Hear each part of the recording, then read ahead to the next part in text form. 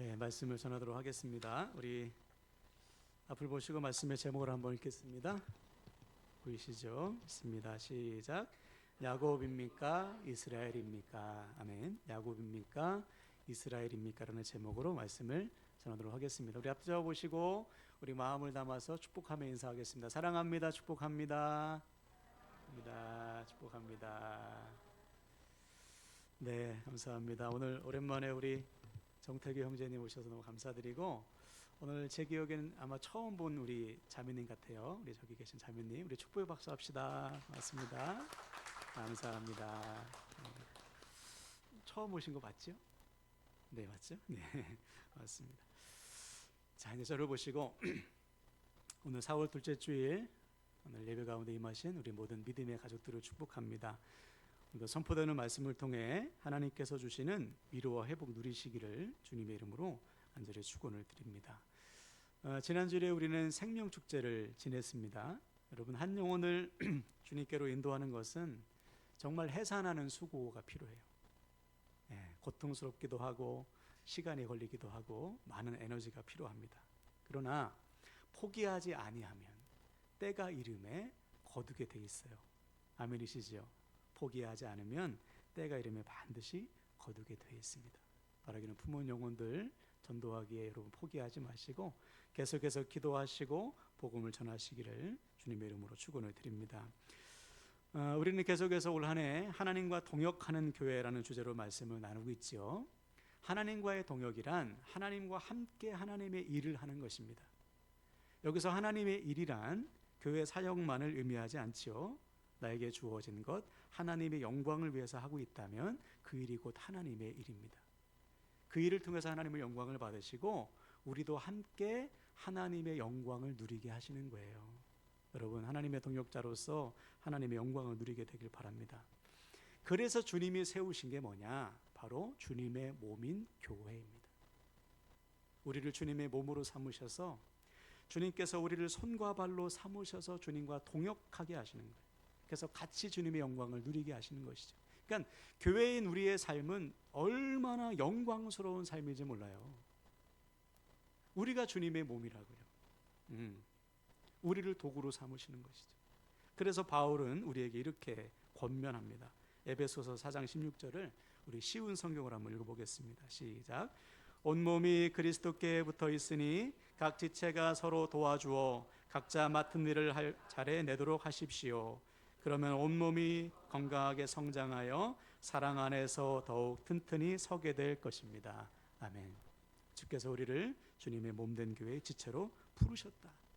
그러므로 우리가 해야 될 것은 첫째, 머리 대신 주님께 붙어 있는 거예요. 주 안에서 서로 연결되고 결합되고 하나 되는 것입니다. 두 번째는 뭐예요? 주님의 몸된 교회로서 서로 도움을 주고 받음으로 나에게 맡겨진 일을 감당하는 것입니다. 그러면 몸과 함께 우리가 같이 자란다. 여러분, 우리의 믿음과 신앙과 인격이 같이 자라길 바랍니다. 이 성장과 성숙에 대한 소망이 우리에게 있어야 돼요. 나는 주님을 닮아가야지. 주님의 장성한 분량까지 내가 이르러야지. 여러분의 사랑하는 여러분, 하나님의 동역자로서 서로 동역하셔서 함께 영광을 누리고 함께 자라게 되시기를 주님의 이름으로 축원을 드립니다. 자, 오늘은 야곱 세 번째 시간인데요. 지난 시간에 우리는 야곱의 사랑 이야기를 나눴죠. 야곱은 누굴 사랑했습니까? 라헬을 사랑했어요. 얼마나 사랑했냐면 7년 동안 무보수로 일할 정도로. 더 놀라운 것은 7년을 수일처럼 여길 정도로 라헬을 사랑했더라. 여기서 우리는 하나님의 사랑을 우리가 확인했죠. 여러분, 하나님은 우리를 사랑하셔서 자기의 생명까지 내어주셨습니다. 아멘이시죠? 그 사랑이 오늘도 우리를 살게 하는 거예요. 자, 그럼 우리 스스로에게 질문해야죠. 나도 그렇게 하나님을 사랑하고 있는가? 하나님께서 자신의 생명을 내어주실 정도로 나를 사랑하셨는데 나는 얼마만큼 하나님을 사랑하고 있는가? 야곱이 7년을 수일처럼 여길 정도로 기꺼이 희생과 헌신과 수고를 감당했다면 나도 나를 사랑하시는 주님을 위해서 어떠한 수고와 헌신을 감당하고 있는가? 혹시 하나님 앞에서 내가 인색한 부분은 없는지 우리 스스로를 점검해야 되는 것이죠. 이 사랑이 지속될 때 비로소 우리는 하나님과 끝까지 동역할 수가 있어요. 그래서 하나님께서 에베소 교회를 책망하실 때 뭘 책망하셨죠? 첫사랑을 잃어버렸구나. 지금 당장 회개해서 첫사랑을 회복해라. 왜? 그 사랑으로만 하나님과 동역할 수 있고 믿음으로 살아낼 수 있기 때문에. 우리가 늘 경험하지 않습니까? 내 안에 하나님의 사랑이 없으면 지쳐요. 7년이 아니라 일주일도 못 버팁니다. 그러나 내 안에 주를 향한 사랑이 충만하면 뭐든지 감당할 수 있고 뭐든지 이겨낼 수 있는 거예요. 여러분, 남은 평생 하나님의 사랑을 가슴에 품고 우리도 하나님을 사랑해서 그 사랑으로 맡겨진 일과 사명과 영혼들을 능히 감당하시기를 주님의 이름으로 간절히 축원을 드립니다. 자, 오늘은 야곱이 하나님을 다시 만나는 사건입니다. 야복강에서 하나님을 다시 만나는 사건. 먼저 선포하는데요, 여러분, 오늘 말씀을 통해서 하나님을 다시 만나는 저 여러분 되길 바랍니다. 아멘. 외삼촌 라반의 집에서 야곱은 그렇게 행복하지 않았던 것 같아요. 왜냐하면 라반은 야곱보다 더한 사기꾼 기질이 있습니다.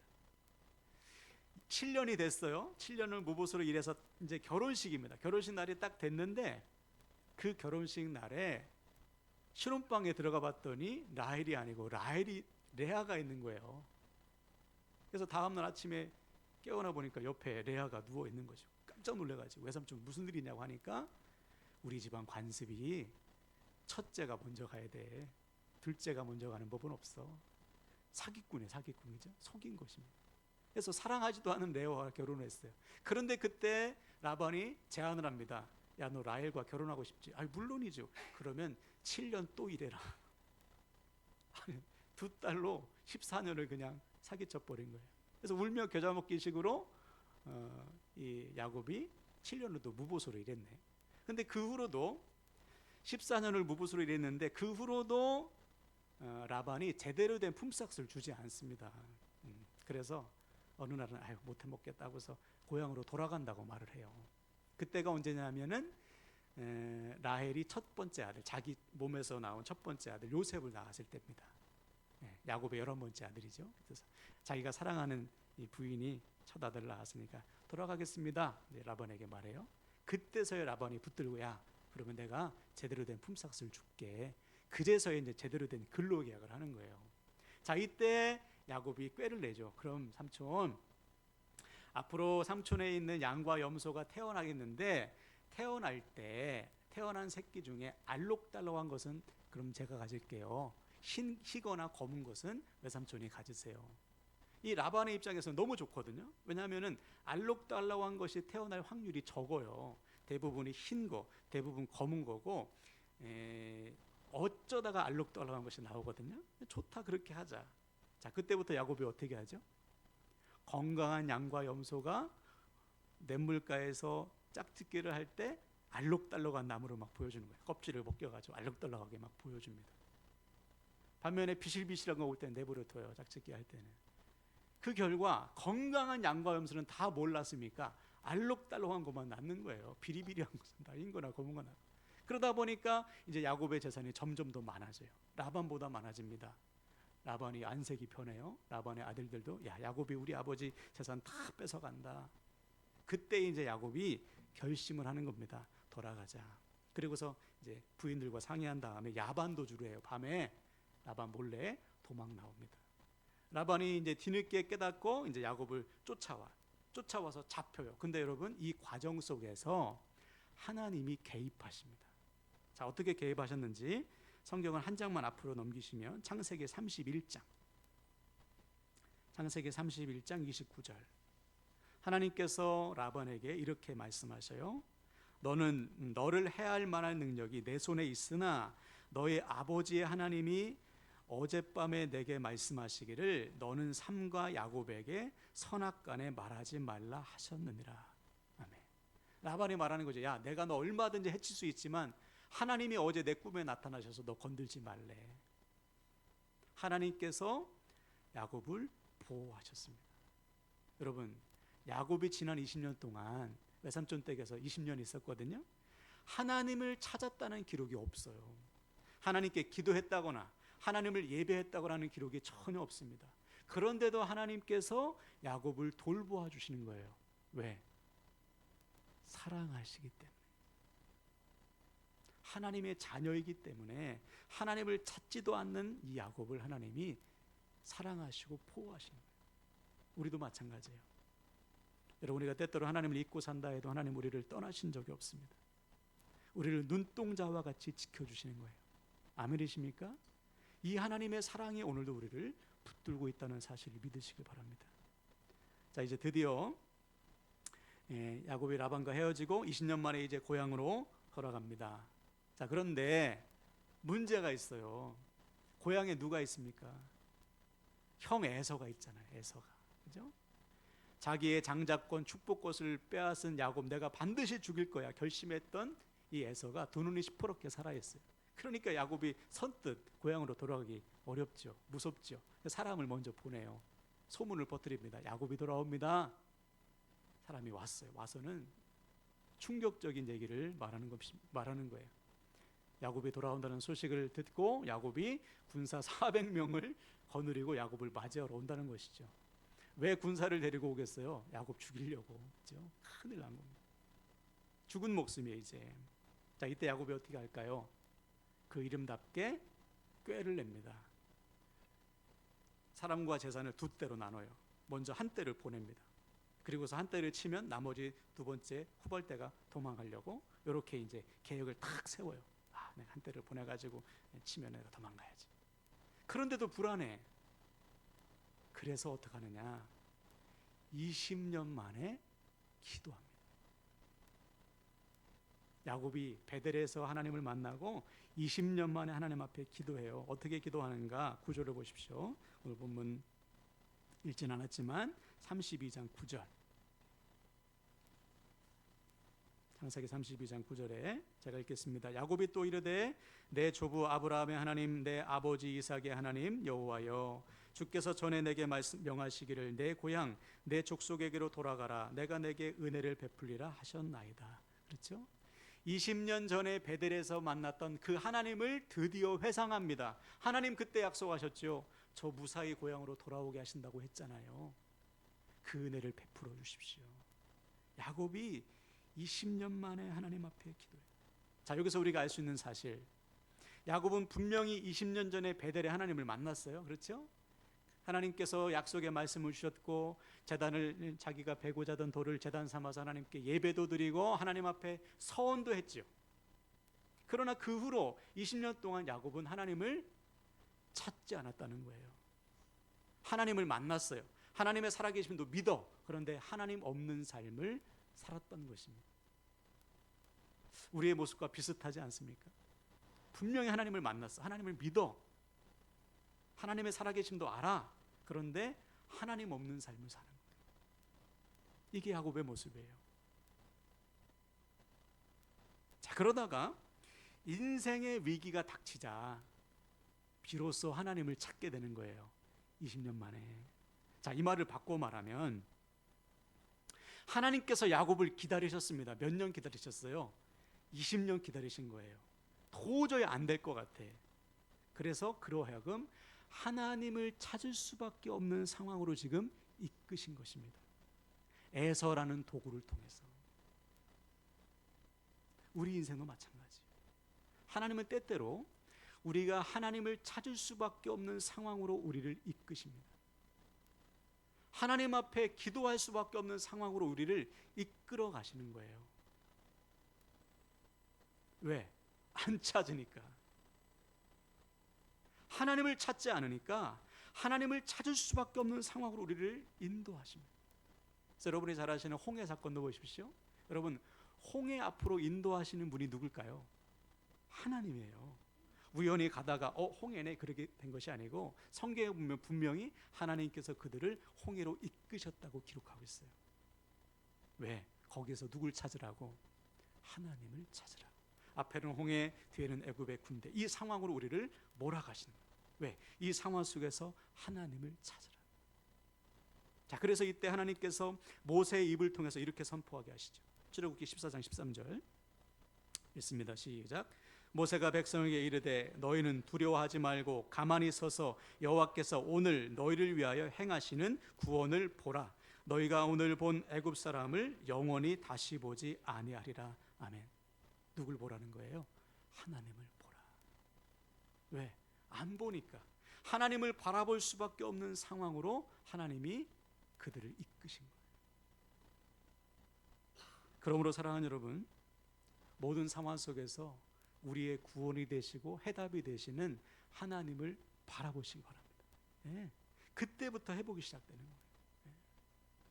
하나님을 찾지 않으면요, 안 돼요.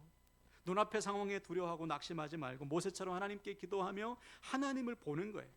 도우심을 구하는 것입니다. 그때 우리는 반드시 우리 앞에 있는 홍해가 갈라지는 기적을 경험하게 될 줄로 믿습니다. 아멘. 자, 그런데 오늘 본문의 야곱은 기도했음에도 불구하고 여전히 불안해요. 간절히 기도했겠죠. 얼마나 발등에 불이 떨어진 상황이니까, 그죠? 죽은 목숨이니까 얼마나 간절히 기도했겠어요. 그런데 여전히 믿음이 없어. 흔들려요. 부족해. 우리도 그럴 때 있죠. 하나님 앞에 간절히 기도했어요. 막 눈물로 기도하고 부르짖어 기도하고, 근데 일어나면서 아이고, 한숨 쉴 때가 있어요. 믿음이 없는 거예요. 예. 기도하면 주님께서 뭐라고 약속하셨죠? 기쁨을 주신다고 했어요. 지금까지 너희가 내 이름으로 구하지 않았으나 구하라 그러면 받으리니 너희 기쁨이 충만하리라. 그죠? 우리에게 기쁨이 임하고 평안이 임할 때까지 기도해야 되는데 믿음이 연약해서 기도했음에도 불구하고 우리가 낙심할 때가 있잖아요. 의심될 때가 있잖아요. 즉 인생의 위기 앞에서 우리의 믿음이 흔들릴 때가 있다고요. 한두 번이 아니죠. 자, 그런 모습을 보시는 아버지 하나님의 마음이 어떠실까요? 여러분이 만약에 오늘 하나님이에요. 근데 하나님 앞에서 지금 낙심하고 있는 야곱을 보는 여러분 마음이 어떠실까요? 아이고, 너 믿음이 그 정도밖에 안 되냐? 너 이제 못 쓰겠다. 너 이제 그만. 너 이제 동역자 탈락이야. 이렇게 하셨을까요?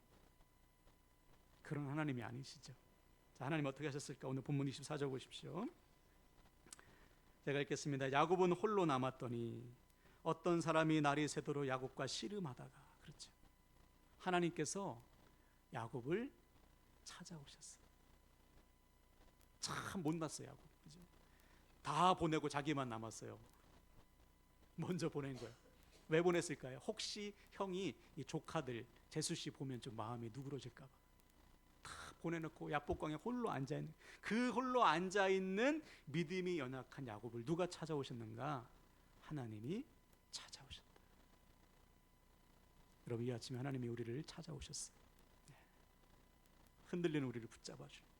그래서 어떤 사람이라는 것은 하나님께서 보내신 천사 또는 하나님 자신을 의미해요. 다시 말해 믿음이 연약하여 두려움에 사로잡혀 있는 이 야곱을 하나님이 친히 찾아오셨다. 자, 그리고는 뭐 하셨다고 했어요? 야곱과 씨름하다가. 갑자기 왜 씨름이 나올까? 번역이 조금 다른 걸로 했으면 좋겠는데, 그죠? 씨름이라는 게 뭐예요? 삿바차고 그러죠. 서로 지금 하나님이 와가지고 삿바 탁 던져가지고 삿바차고 서로 씨름했다는 게 아니에요. 그래서 씨름하다는 것은 히브리어로 아바크라는 단어인데 이것은 붙잡다라는 뜻입니다. 무슨 말이냐? 하나님께서 야곱을 찾아오셨고 자기를 찾아오신 하나님을 야곱이 붙든 거예요. 바짓가랑이에 붙잡은 것입니다. 왜 붙들겠어요? 나 좀 살려주십시오, 하나님. 나 좀 도와주세요. 이게 씨름이에요. 오죽하면 하나님이 그 야곱의 허벅지 관절을 탁 치죠. 관절이 어긋나서 얼마나 아파. 그런데도 안 놓는 것입니다. 그 정도로 야곱이 하나님을 붙들고 있는 모습이에요. 자, 그러면서 야곱이 이렇게 애원하죠. 26절 보십시오. 본문 26절. 그가 이르되 날이 세려하니 나로 가게 하라. 야곱이 이르되 당신이 내게 축복하지 아니하면 가게 하지 아니하겠나이다. 그렇죠. 축복해 주실 때까지, 은혜를 주실 때까지 놓지 않겠다는 거예요. 붙잡겠다는 것입니다. 왜? 놓으면 죽어요. 하나님의 은혜가 없이는 자기는 죽은 목숨이야. 이 사실을 알기 때문에 야곱은 놓을 수가 없는 거예요.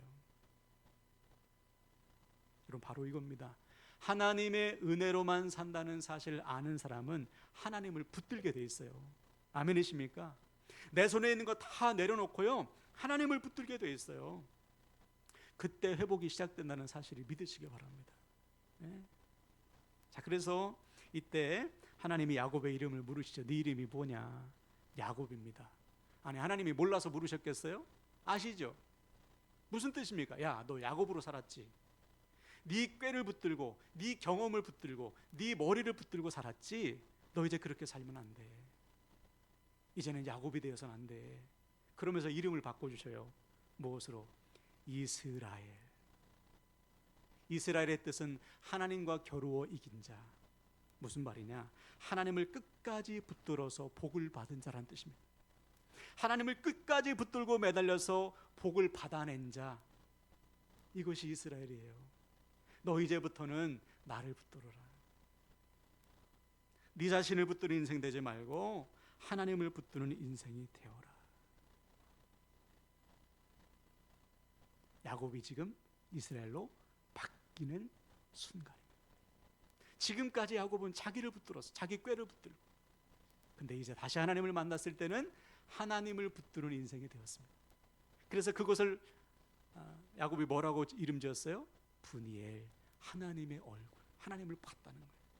정리하면 베델에서 만난 하나님을 분이엘에서 다시 만나서 야곱이 이스라엘로 바뀐 거예요. 다시요. 베델에서 만난 하나님을 분이엘에서 다시 만나 야곱이 이스라엘로 바뀐 것입니다. 이게 오늘 말씀의 결론이에요. 여러분, 하나님을 만난 인생은 더 이상 야곱에 머물 수 없어요. 내 꾀, 내 계산, 내 경험, 내 능력을 붙드는 인생이 되어서는 안 됩니다.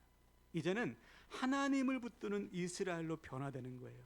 다시 말해, 이전과 똑같이 살 수 없다는 것입니다. 하나님을 만나기 전에 삶을 반복해서는 안 돼요. 이제는 하나님께 모든 것을 다 맡기고 내어드리는 삶을 살아야 돼요. 하나님께 붙들린 인생.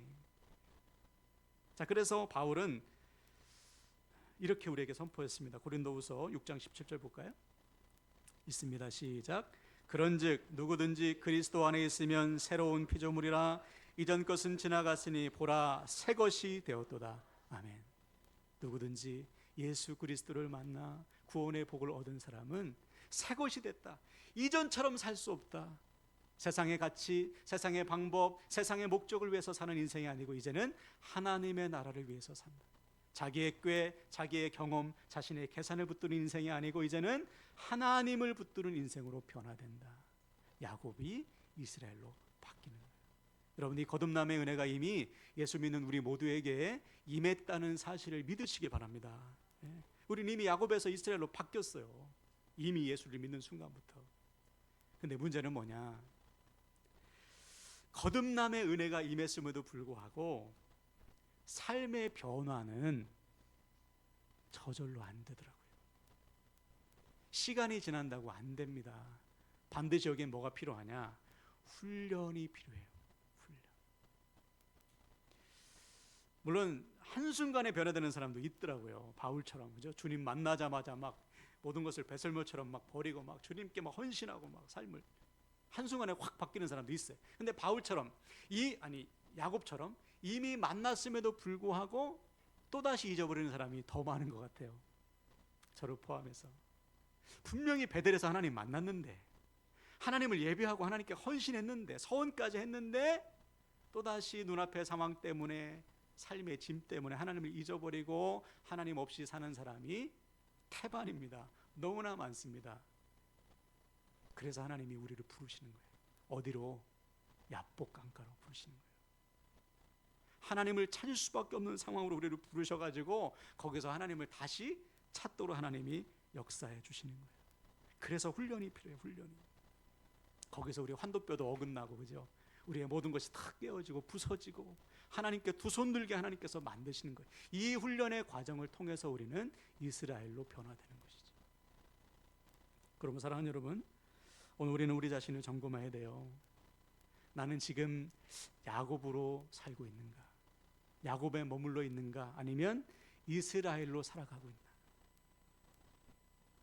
아무리 베델에서 하나님을 뜨겁게 만났어도 하나님을 붙들지 않으면, 하나님을 붙드는 훈련을 하지 않으면 우리는 여전히 야곱처럼 살 수밖에 없어요. 여전히 내 꾀, 내 계산, 내 생각, 눈앞의 상황에 눌려서 하나님 없는 삶을 살 수밖에 없습니다.